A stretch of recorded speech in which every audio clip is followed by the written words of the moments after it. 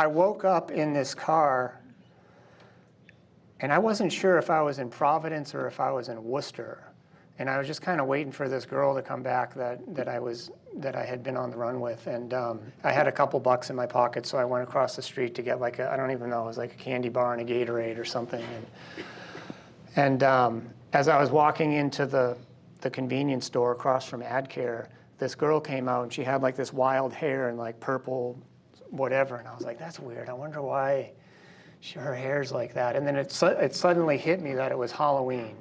October 31st, and I realized that I was missing my son, who was born in April of that year. I was missing, his first Halloween. I knew that he had like a corrective helmet because he had a thing on his head, and so my wife had dressed him up as Tom Brady, and he had the jersey and everything like that, and there I was in Worcester, not even aware that it was Halloween. Anyway, I called my wife and I'm like, look, I'm going to detox. I've never even been to detox before, but I'm going to go. And I walked into AdCare, and I slept for like 2 or 3 days in there. I was one of those people where I was just like, I had been awake for like 2.5 weeks or something like that. So all I did was sleep for the first 3 days.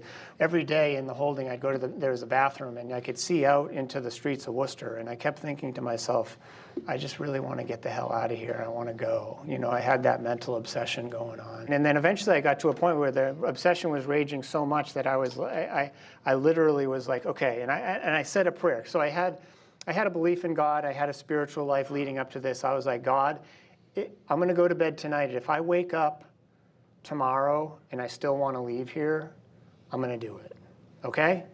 And I went to bed, and the funny thing happened to me the following morning. I woke up and I didn't want to leave. And then what happened was they had like a family day there, and my case manager came up to talk to me and my family, and she's like, look, we're not having an easy time finding a place for Russell to go, but I want to tell you about this place. It costs $5,000, and they do big book step study there. And I was just about to say, like, there's no way in hell I'm going to ask my parents to pay for that. And I didn't even get those words out, and my dad was like, okay, I'll do it. I never really understood the depth of surrender as I did when everybody in my life said, we've had it, right? And my sponsor was there to remind me of that too, to say, look, whatever ideas you have about today or tomorrow or even the next couple of months, just forget all of that stuff and focus on the 12 steps, do this work, and we're all just going to hope that you don't do this again because we don't know what to do with you. It was literally that. So I went to this place. It happened to be a place that Piers was working at.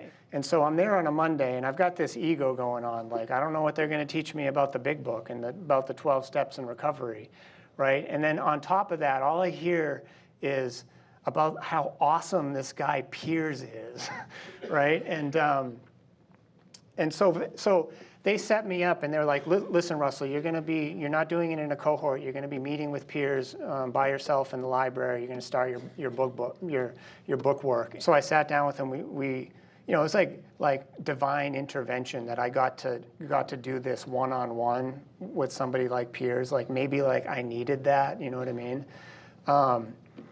And we got to the part Piers was talking about earlier that the paragraph that talks about restless, irritable, and discontent, and we went through the disease model, and I was really clear on the fact that I had a physical allergy to this, that when I start I can't stop. I knew that from before. I was a little bit foggy on the mental obsession, to be honest with you, and I was in like what I considered to be good AA. So AA, the clarity of the disease model that we do here at Granite Recoveries is really profound. But the thing that really got me, and I remember this so clearly, Piers looked at me and said, Russell, you don't have a drinking problem, you have a sober problem. And I had to like think about that. You know what I mean? And I had, when you have one of those experiences where everything you thought you knew turns upside down and you're like, it's a completely new experience. I finally had an answer to why I could not get out of bed in the morning 4 years sober, why I couldn't show up for work, why I couldn't be successful in life. For the very first time, a person was able to explain to me really what my problem was. My experience getting to the Granite House in 2008 was staff there came to me and said, we'd like for you to go to sober living. I was like, there's no way that I can do that. I need to get home. My wife is living with my parents. I have an infant. I need to get home and be helpful. And they're like, okay. They're like, we still really think you should go to a sober house. And I don't know what happened from there, but eventually my family came up for a meeting there, and my family told me straight up, they were like, you're going to sober living because you're not coming home. And I got to say that I didn't know if I wanted to be there. I didn't know if I should be there. I didn't know if I wanted to be told what to do by people that were younger than me. You know what I mean? Eric had such a knack for telling me the truth about myself. I really appreciated that. And I had a lot of sponsors over the years that I perceived were too afraid to tell me the truth. You know, so that was one of the things that was unique. And it's also one of the things that's unique about Granite Recovery Centers, which is we have a knack for telling people the truth, and they don't always like that. My focus in life became, helping people. And that solidified that experience of surrender for me.